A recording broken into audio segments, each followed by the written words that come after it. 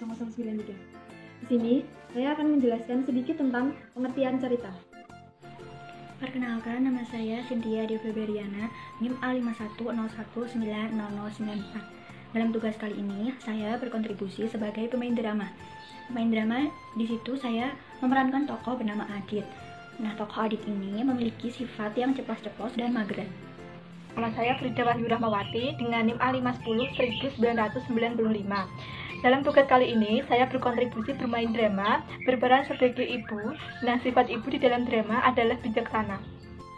Saya Data Trisa Ajinimas, NIM A51019009. Di sini saya bertugas sebagai pembuat naskah drama dan juga berperan dalam drama tersebut. Di sini saya memerankan tokoh Fatma yang sudah mempunyai anak yang masih kecil dan keluarganya hampir berantakan. Dan meskipun dia sudah berkeluarga, namun masih bergantung dengan uang sang kakak, yaitu Wati. Perkenalkan, nama saya Afi Aulia Marifah, NIM A51019099, kelas 2C. Di sini saya akan menyampaikan mengenai jenis-jenis cerita. Perkenalkan, nama saya Ayu Kusumawardani, NIM A510190100. Di sini saya berkontribusi sebagai editor video dan narator.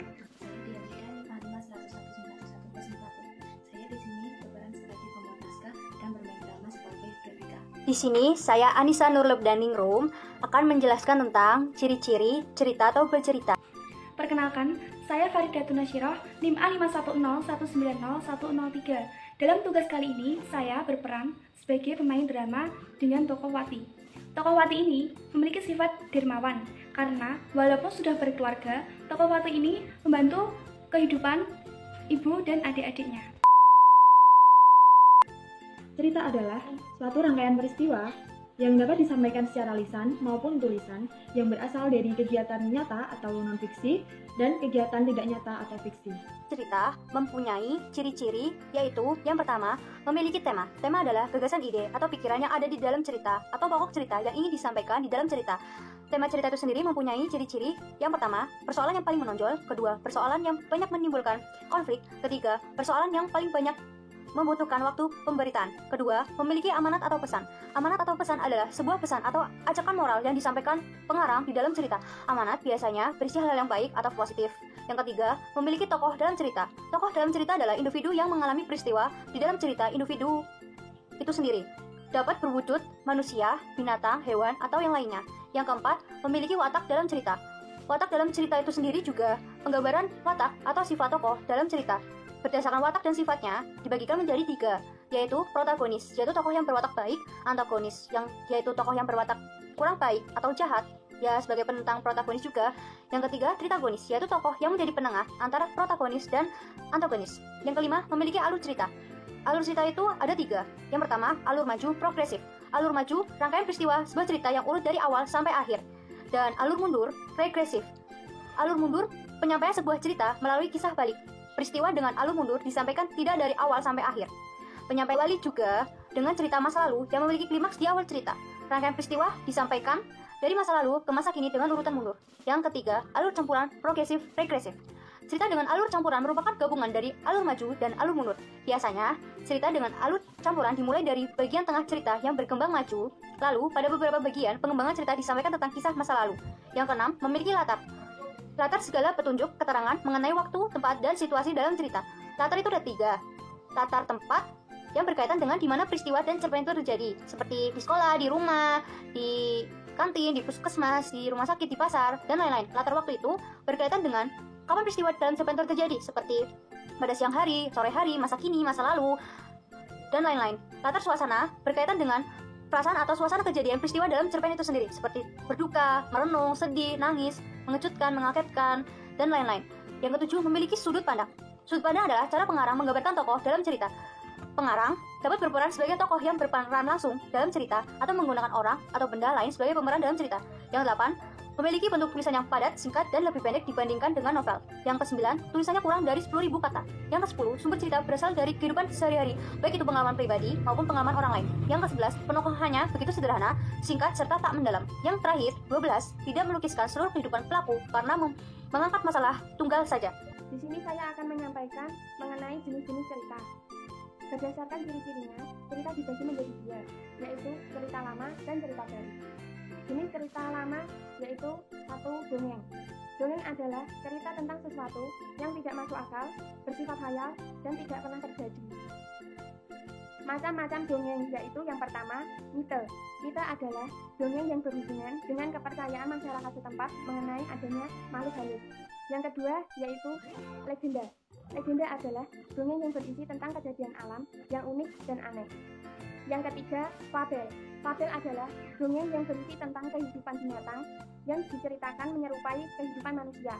Yang keempat, sage atau saga. Sage atau saga adalah cerita kegagah-beranian seorang pahlawan yang terdapat dalam sebuah sejarah. Cerita lama yang kedua yaitu hikayat.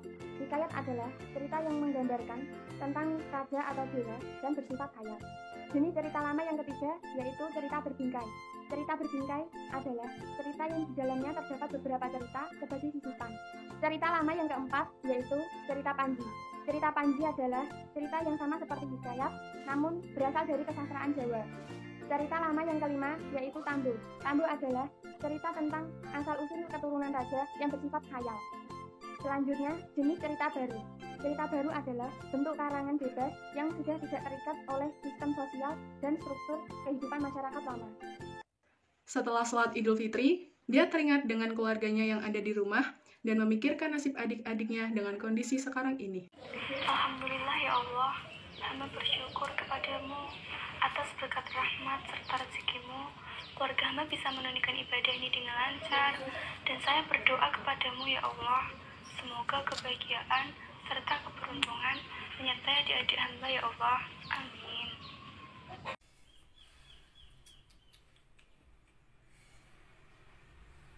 Astagfirullahaladzim. Hidup kok ya susah kayak gini. Anak masih kecil, Mbak Wati mah enak, hidup bahagia terus, banyak uang. Semoga nanti mau ngasih aku uang lagi, kan lumayan buat tambah-tambah susu anakku. Ya gini, kalau nikah muda, nikah cepet-cepet, belum tahu arahan, berantakan. Sabar ya nak. Berjalan mondar-mandir, kemudian duduk, karena terjebak di kosan karena corona, jadi tidak bisa pulang, dan belum mendapat pekerjaan baru setelah di PHK.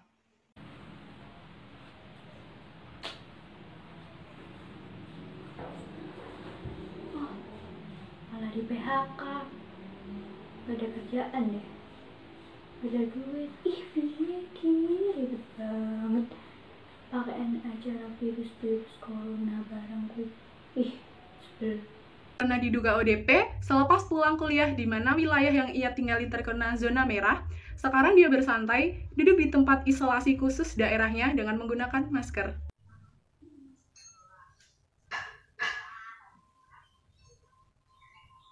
Sedang menuangkan air di gelas yang hendak diminumnya.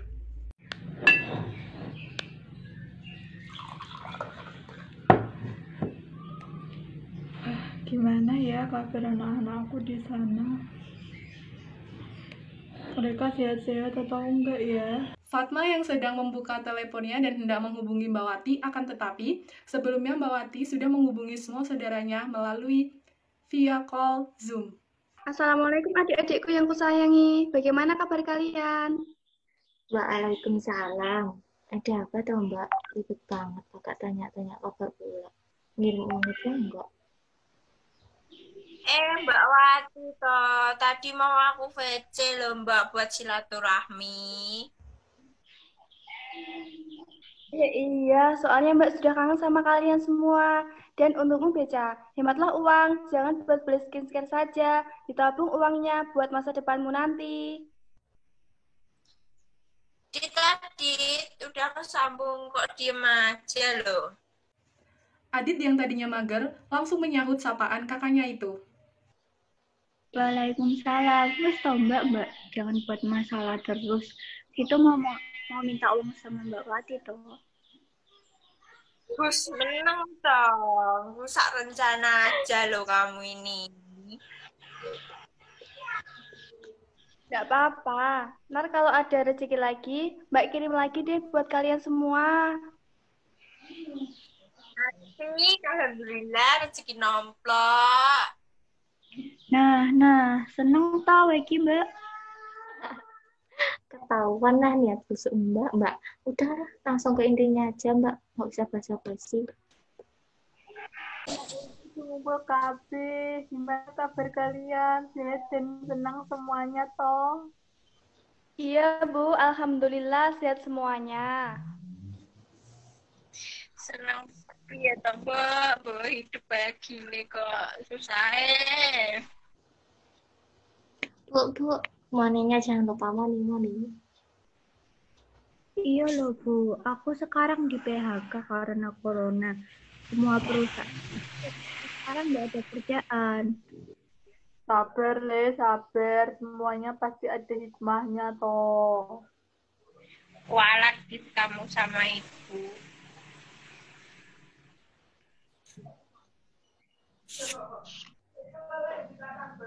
Sus, Mbak, aku gak untuk ngomong ngono. Ucapanmu itu bisa jadi doa buat adikmu.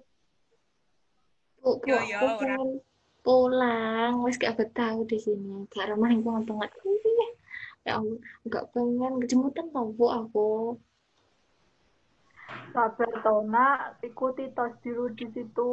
Kalau hasilnya negatif, baru boleh pulang. Sabar wae Bu, sabar. Makanya jadi perawan jangan bandel, cuma diem di rumah aja nggak bisa. Nah sekarang giliran teman mainmu positif COVID, kamu juga jadi ODP kan? Ya semoga saja Rebecca bisa negatif. Astagfirullahaladzim, namanya aja musibah Mbak. Ya udah kalau gitu, yang di rumah tuh banyak doa buat aku. Di sini juga takut kalau sampai positif corona. Terus di rumah itu juga doain anak-anak, ibu biar dikasih jalan keluar semuanya yang baik-baik. Kangen. Ibu ya kangen loh, biasanya pada ngumpul kan di rumah itu rame, terus makan opor bareng-bareng. Nah ini di rumah sepi nyenyet loh. Oh iya mbak-mbakku, masku, jangan lupa jatah THR. Enggak bisa ke sini, enggak ada transferan.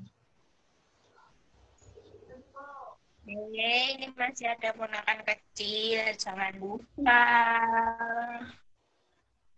Elah, mumet aku gagas duwe Mbak Yu karo duwe Adi ora beneran kabeh. Yaudah ya Bu, Dek, ini tak nyusul suami ke rumah mertua dulu. Anak-anak juga di situ masalahnya, nanti kalau nyariin. Ya udah sama itu juga mau ke rumah tinggal di sini tuh sepi banget. Waalaikumsalam. Halo.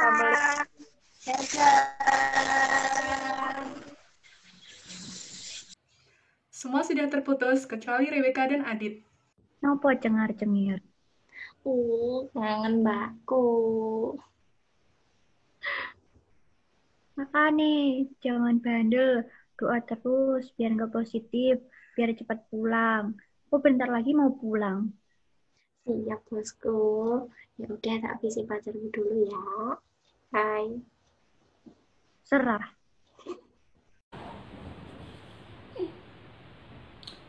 Boah, bingung apa? Mending turu.